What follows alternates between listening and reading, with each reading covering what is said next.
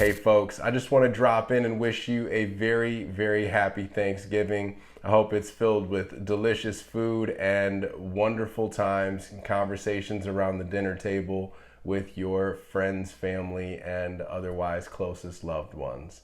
So again, from me to you, happy Thanksgiving, you guys. I also want to take just a quick moment to talk about the Fed's preferred inflation gauge, PCE, what happened this week with those figures, and what that means moving forward for real estate into 2025. Welcome to Dre's Take.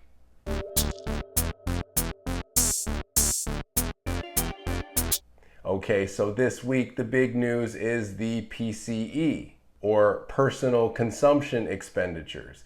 This number, I know we've heard the CPI, the PCE, all these different acronyms thrown around when it comes to inflation, but PCE is the preferred measurement or gauge of inflation for the Fed. They look very closely at this number. Now, both of these numbers have come in a little higher. They've ticked up. They met expectations, but either way, the numbers are trending in the wrong direction. The PCE number this month came in at 2.3% year over year. And on a month-to-month basis, that's about 0.2%.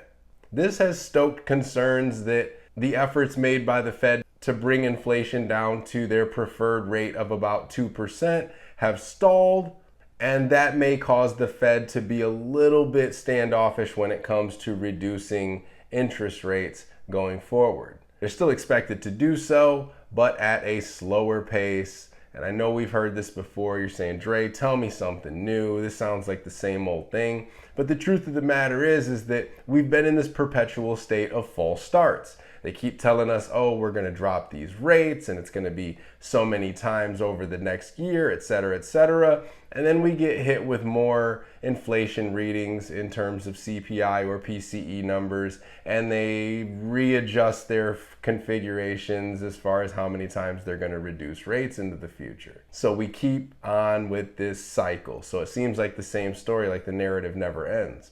Well, at some point it has to, but for now they don't want to run the risk of running the economy too hot and seeing these numbers lift off and take off to new heights. And I can't blame them. In all honesty, this is the right action to be taking. We do need to make sure that we're not letting off the brake too quickly and running the economy through the roof and overheating the economy. So I do think that this is the right course of action. As far as we're concerned as consumers, unfortunately, it does mean higher borrowing costs across the board, whether that be for housing or credit card interest rates, auto loans, etc. I hate to be the bearer of bad news, but the truth is we are still in this season of tightening, a bit of austerity, if you will, before we can actually get back to lavish spending and borrowing expansion in our businesses and personal lives, etc. So we just kind of got to grin and bear it for the time being. For the broader economy and the bigger picture, it is the right thing to do, as much as it hurts in the short term. Anyway, I don't want to get too far into the weeds. I did just want to give you a quick update on this PCE reading and what it means for interest rates going forward. We're not going to see as many rate cuts in 2025 as we had once expected, and borrowing costs are going to remain a bit higher across the board for the foreseeable future. Aside from that, I want you to have a very happy Thanksgiving, because that's what matters more than this other stuff that's surrounding us. So I hope that you take the time to truly be present and mindful of that this week.